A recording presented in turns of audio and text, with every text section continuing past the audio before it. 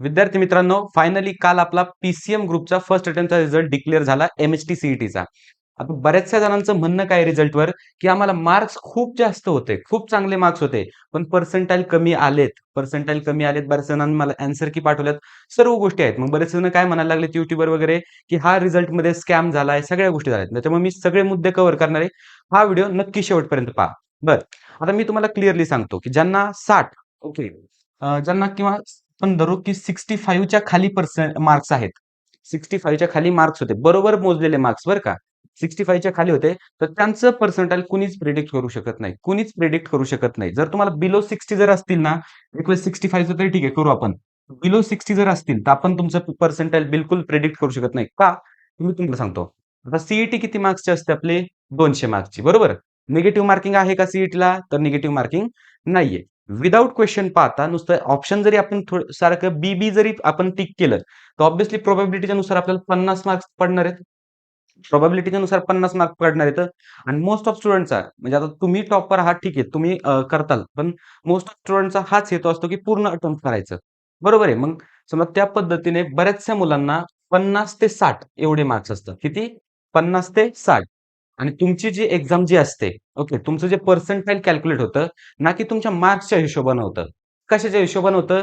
की त्या पर्टिक्युलर शिफ्टमध्ये तुमचा कितवा नंबर आहे, याच्यानुसार होतं. म्हणजे काय? पहा, समजा आपण एक अशी टाइमलाईन कन्सिडर केली, की बाबा समजा इथं 200 ओके आणि इथं 0 मार्क आणि मोस्ट ऑफ स्टुडंट जर इथंच लाय करतायत, बरोबर? इथं म्हणजे समजा एक 60 मार्क पर्यंत आहे हे, इथंच लाय करताय मोस्ट ऑफ स्टुडंट. इथपर्यंत पर्सेंटाइल बरोबर चालणार आहे. पण इथंच जास्त स्टुडंट असल्यामुळे काय होणार? यांच्यातलं काय काय होणार, की यांच्यातल्याच काही कमी पर्सेंटाइल देखील येणार. म्हणजे असे काही एक्झाम्पल आहेत, की 60 मार्कवर 18% आलेले क्लिअर आहे ते. काहीच त्याच्यामध्ये स्कॅम नाहीये. 60 मार्कवर तुम्हाला 20% आलेले चालतंय. काहीही त्याच्यामध्ये प्रॉब्लेम नाहीये. तुम्हाला 50 मार्कवरती 30% आलेले काही प्रॉब्लेम नाही. आणि आता तुम्हाला मी एक एक्झाम्पल दाखवतो. 38 या स्टुडंटला 38 मार्क्स होते. 38 मार्क्स होते. तो 1 पर्सेंटाइल आलाय. 1 पर्सेंटाइल 1.71 एवढे पर्सेंटाइल या स्टुडंटला आलेत. किती मार्क्सवर? 38 मार्क्सवर आणि हे फिअर आहे. हे फिअर आहे. काही प्रॉब्लेम नाहीये. Most of student negative marking नसल्यामुळे सगळ्यांनी पेपर अटेम्प्ट केलाय आणि मोस्ट ऑफ स्टुडंट हे 38 च्या वर असणार आहे. त्याच्यामुळे ऑब्व्हियसली 1 पर्सेंटाइल येऊ शकतो.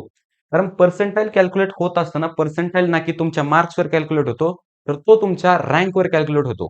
बरोबर? रँकवर किंवा टॉपर विद्यार्थी जो आहे, तर त्याच्या मार्क्सवर. जो 1 नंबरचा विद्यार्थी असेल, तर त्याला ऑब्व्हियसली त्या शिफ्टमध्ये 100 पर्सेंटाइल असणार. त्याच्या खाली जो असणार, तर 99.9999 आणि कुठेतरी शेवट 8 असणार.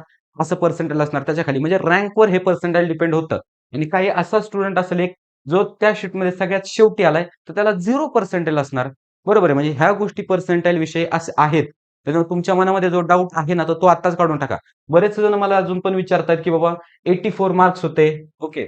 84 मार्क्स होते. आता 84 जर आपल्याला प्रिडिक्ट करायचं झालं, तर आपण प्रिडिक्ट काय करतो? तर 85 टू 90 पर्सेंटाइल एवढं प्रिडिक्ट करतो.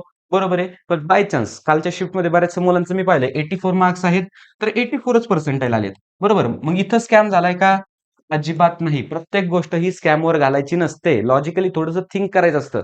नंबर ऑफ स्टुडंट सगळ्या गोष्टी त्याच्यामध्ये असतात. बरोबर आहे. म्हणजे स्कॅम वगैरे काही नाही झालेला आहे. बरोबर आणि जर एखाद्याला वाटत असेल, आता मला एक असा पण फोन आलता. ओके. एक असा पण फोन आलता, की 160 मार्क्स आहेत आणि मला 33 पर्सेंटाइल आलेत. 160 मार्क्सवर 33 पर्सेंटाइल आलेत मला. शक्य वाटतंय? कोणत्या अँगलने हे शक्य वाटतंय? शक्य नाही. म्हणजे त्या शिफ्टमध्ये असं आहे, की फक्त 100 पैकी 66 मुलांना 160 च्या वर मार्क्स येतं. असं आहे का? तर नाही. हे पूर्ण तो विद्यार्थी खोटं बोलतोय. हा विद्यार्थी का खोटं बोलतोय सांगू तुम्हाला? प्रत्येक वर्षी असे विद्यार्थी असतात आमच्याकडे. का खोटं बोलतोय हा? की त्याने पॅरेंट्सना सांगितलं. पॅरेंट्सच्या धाकाने किंवा आपण जे प्रेशरनी म्हणू, तो म्हटला मला 160 मार्क्स आलेत. पण ज्यावेळेस आता काय अॅन्सर की फक्त 3 दिवस ओपन होते. तरी ठीक आहे डाउनलोड केली असेल, पण तो शेअर करत नाहीये. तो काय म्हणतो मी अॅन्सर की डाउनलोडच केली नसेल. बरं त्याने पाहिली. पहिली गोष्ट म्हणजे पहिला चान्स आहे, की तो मार्क्स कॅल्क्युलेट करण्यामध्ये चुकला असेल. पहिली पॉसिबिलिटी आहे. दुसरी पॉसिबिलिटी काय आहे, की पॅरेंट्सच्या भीतीने सगळ्या गोष्टीमुळे त्याने काय केलं, की सगळं जे त्याच्यावर आलं स्वतःवर रिझल्ट का कमी आला ह्या गोष्टी सगळ्या त्या सीईटी सेलवर ढकलून दिल्यात. बरोबर. म्हणजे असं सुद्धा मुलं पॅरेंट्सची फसवणूक करतात. बरोबर. जर पॅरेंट्स हा व्हिडिओ पाहत असतील ना, तर असं शक्य होत नाही. ठीक आहे. 60च्या खाली मार्क्स असतील मुलाला, ओके, तर त्यावेळेस पर्सेंटाइल तुमचं खूप फ्लक्च्युएट होऊ शकतं. त्याच्याविषयी नको बोलायला. पण 60च्या वर ज्यावेळेस मार्क्स असतात, 70 असतात, 75 असतात, त्यावेळेस जास्त पर्सेंटाइल फ्लक्च्युएट होत नाही. जे आपण प्रिडिक्टेड पर्सेंटाइल असतं, तर त्यामध्ये 1-2 पर्सेंटाइल इकडे-तिकडे होऊ शकतो, पण जास्त नाही. आणि ज्यावेळेस आपण 120, 110 मार्क्सकडे जातोय, त्यावेळेस ॲक्युरेट आपण पर्सेंटाइल गेस करू शकतो आणि ते आपण इथून मागे आपल्या मार्क्स व्हर्सेस पर्सेंटाइल या सर्व व्हिडिओजमध्ये केलंय. बरं. आता महत्त्वाचा मुद्दा तुमचा क्लिअर झाला. पहिला मुद्दा किंवा डाऊट काय होता, की मार्क्स जास्त होते, पण पर्सेंटाइल कमी आले. हा मुद्दा क्लिअर झाला. मार्क्स तुमचे जेवढे होते, त्या अकॉर्डिंगच पर्सेंटाइल आलंय. कारण ही पूर्ण ऑटोमेटेड सिस्टम आहे. ओके. सॉफ्टवेअर बेस्ड तुमचं पर्सेंटाइल इथं प्रेडिक्ट होतं किंवा समजा काय जो आपण म्हणतो, सॉफ्टवेअर तुमचं पर्सेंटाइल जनरेट करतं, ना की कोण त्याचं पर्सन करतं. त्याच्यामुळे स्कॅम वगैरेचा इथं काही पार्ट येत नाहीये किंवा तो आपण विषय इथं नको आणायला. बरं. पण आता महत्त्वाचा मुद्दा येतो, की कमी पर्सेंटाइल आलंय. मग त्याच्यावर आता आमचं काय? ड्रॉप घेऊ का? पहिली गोष्ट मी तुम्हाला सांगेल, की ड्रॉप जर घ्यायचा असेल ना, तर आमचे हे जे 2 नंबर दिलेत मी तुम्हाला, तर नक्की इथं कॉन्टॅक्ट करा. तुम्हाला पूर्ण असिस्टन्स करू. कारण प्रत्येक विद्यार्थ्याचा सिनेरिओ हा वेगवेगळा असतो. एखाद्या विद्यार्थ्यात खरंच पोटेन्शियल असतं, पण परीक्षेच्या वेळेस काही दुसरा समजा प्रकार घडलेला असतो. त्याच्यामुळे पर्सेंटाइल डाऊन होतं. मग त्या कंडिशनमध्ये आपण ठरवू शकतो ड्रॉपचं. बरोबर. म्हणजे प्रत्येक विद्यार्थ्याचा सिनेरिओ वेगळा आहे. त्याच्यामुळे आपण पूर्ण याच्यामध्ये तुम्हाला गाईड करू. आता महत्त्वाचा मुद्दा. जेवढे पर्सेंटाइल आलेले आहेत, त्याच्यावर कसं best to best engineering college आपल्याला मिळवता येईल. तर याचं एकच उत्तर आहे, ते म्हणजे आपली पर्सनल ॲडमिशन काउन्सिलिंग. महाराष्ट्रास leading engineering admission counselling, Sahyadri tutorials, आपले महेश सर आणि टेक एस्पर आपण दोघांनी कोलॅबोरेशनमध्ये ही काउन्सिलिंग लॉन्च केली आहे. 2 बॅचेस आहेत. प्रीमियम बॅच आहे आणि क्लासिक बॅच आहे. प्रीमियम बॅचचे ॲडमिशन ऑलमोस्ट फुल होत आलेले आहेत. क्लासिक बॅचचे ॲडमिशन सुरू आहेत.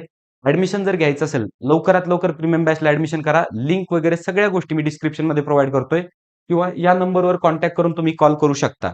आता याच्यामध्ये आमचे स्टेप काय असणार? आम्ही कशा-कशा पद्धतीने करणार? तर हे पहा, कॉलेजची लिस्ट बनवत असताना तुमचं पर्सेंटाइल एकदा मेजर केलं जाणार. नक्की काय-काय मिळू शकतं. त्याचबरोबर मग तुमची ब्रांच ठरवली जाणार.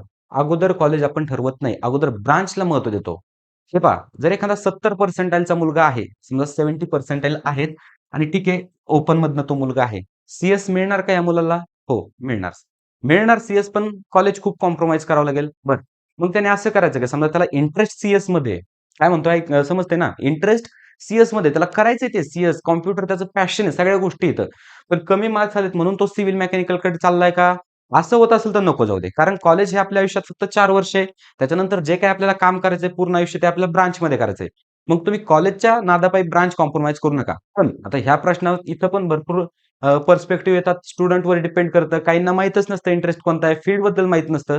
मग या सर्व गाईडन्स आपण आपल्या नंबरवर प्रोव्हाईड करतोय. आपल्या पर्सनल काउन्सिलिंगमध्ये सुद्धा प्रोव्हाईड करतोय. आता अजून एक महत्त्वाची गोष्ट, तुम्हाला किती मार्क्स आले होते आणि किती पर्सेंटाइल आलेत हे मला कमेंट बॉक्समध्ये सांगा. म्हणजे नक्की आपलं पर्सेंटाइल मार्क्स व्हर्सेस पर्सेंटाइल जो डाटा आहे, त्याच्यामध्ये नक्की आपल्याला अपडेट करण्यासाठी हेल्प होईल. आणि तुम्हाला काही आणखीन माहिती हवी असेल कोणत्याही गोष्टीबद्दल, आपल्याला नक्की कॉन्टॅक्ट करा. All the best.